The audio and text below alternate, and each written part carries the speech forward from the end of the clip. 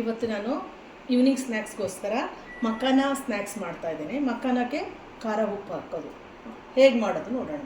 Makhana snacks ಮಾಡಲಿಕ್ಕೆ ಮೊದಲನೇದಾಗಿ ನಾನು ಮಖಾನ ತೊಗೊಂಡಿದ್ದೀನಿ.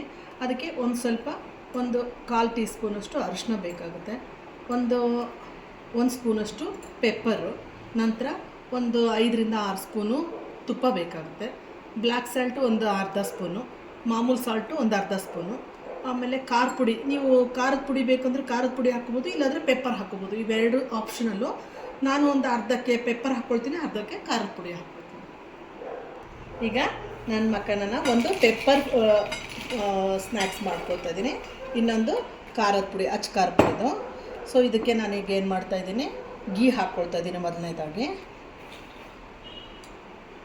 ಇದಕ್ಕೆ ಒಂದು 3ರಿಂದ 4 ಸ್ಪೂನಷ್ಟು ಗೀ ಹಾಕ್ಕೊಳ್ತಾ ಇದ್ದೀನಿ. 4 ಸ್ಪೂನು ಗೀ ಹಾಕ್ಕೊಂಡಿದ್ದೀನಿ. ಸೊ ಇದಕ್ಕೂ ಸಹಿತ ಒಂದು 4ರಿಂದ 5 ಸ್ಪೂನು ತುಪ್ಪ ಹಾಕ್ಕೊಳ್ತಾ ಇದ್ದೀನಿ. ನೋಡಿ, 5 ಸ್ಪೂನ್ ತುಪ್ಪ ಹಾಕ್ಕೊಂಡು ನಂತರ ಇದಕ್ಕೆ ನಾನು ಖಾರದ ಪುಡಿಯನ್ನು ಹಾಕ್ಕೊಳ್ತಾ ಇದ್ದೀನಿ. ಸಣ್ಣದಾಗಿ ಉದುರಿಸ್ಕೋಬೇಕು, ಆದ್ದರಿಂದ ನಾನು ಸ್ಪೂನ್ ಯೂಸ್ ಮಾಡ್ತಾಯಿಲ್ಲ. ಈ ಥರ ಖಾರದ ಪುಡಿ ಹಾಕ್ಕೊಳ್ಬೇಕು. ಈ ಥರ ನಂತರ ಒಂದು 1/4 ಟೀ ಸ್ಪೂನಷ್ಟು ಹೀಗೆ ಅರಿಶಿನ ಉದುರಿಸ್ಕೋಬೇಕು. ನಂತರ ಬ್ಲ್ಯಾಕ್ ಸಾಲ್ಟನ್ನು ಹಾಕ್ಕೊಳ್ತಾ ಇದ್ದೀನಿ, ಒಂದು ಅರ್ಧ ಸ್ಪೂನಷ್ಟು. ಸ್ಮೂಲ್ ಇದೆ. ಸ್ವಲ್ಪ ಮಾಮೂಲು ಸಾಲ್ಟ್ ಹಾಕ್ಕೊಳ್ತಾ ಇದ್ದೀನಿ, ಒಂದು 1/4 ಟೀ ಸ್ಪೂನಷ್ಟು. ಈ ಎಲ್ಲ ದಿನಸ ಹಾಕ್ಕೊಂಡು ಹೀಗೆ ಮಿಕ್ಸ್ ಮಾಡ್ಕೊಳ್ಬೇಕು. ಮಿಕ್ಸ್ ಮಾಡಿಕೊಂಡು 2 ನಿಮಿಷ ಓವೆನಲ್ಲಿ ಇಡಬೇಕು. ನಂತರ ಈ ಕಡೆ ಇದಕ್ಕೆ ನಾನು ಸ್ವಲ್ಪ 1 ಸ್ಪೂನಷ್ಟು ಪೆಪ್ಪರ್ ಹಾಕ್ಕೊಳ್ತಾ ಇದ್ದೀನಿ. ಗೀ ಆಗಿದೆ, ಈಗ ಪೆಪ್ಪರ್ ಹಾಕ್ಕೊಳ್ತಾ ಇದ್ದೀನಿ.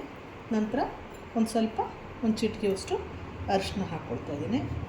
ನಂತರ ಈಗ ನಾನು ಇದಕ್ಕೆ ಬ್ಲ್ಯಾಕ್ ಸಾಲ್ಟ್ ಮಾತ್ರ ಹಾಕ್ಕೊಳ್ತೀನಿ, ಮಾಮೂಲು ಸಾಲ್ಟ್ ಹಾಕ್ಕೊಳ್ಳಲ್ಲ. ಈ ಥರ ಬ್ಲ್ಯಾಕ್ ಸಾಲ್ಟ್ ಮಾತ್ರ ಹಾಕ್ಕೊಳ್ತಾ ಇದ್ದೀನಿ. ಇದನ್ನು ಸಹಿತ ಹೀಗೆ ಚೆನ್ನಾಗಿ ಮಿಕ್ಸ್ ಮಾಡ್ಕೋಬೇಕು. ಮಿಕ್ಸ್ ಮಾಡಿಕೊಂಡು ಓವೆನಲ್ಲಿ 2 ನಿಮಿಷ ಕಾಲ ಇದನ್ನು ನಾವು ಹೀಟ್ ಮಾಡ್ಕೋಬೇಕು.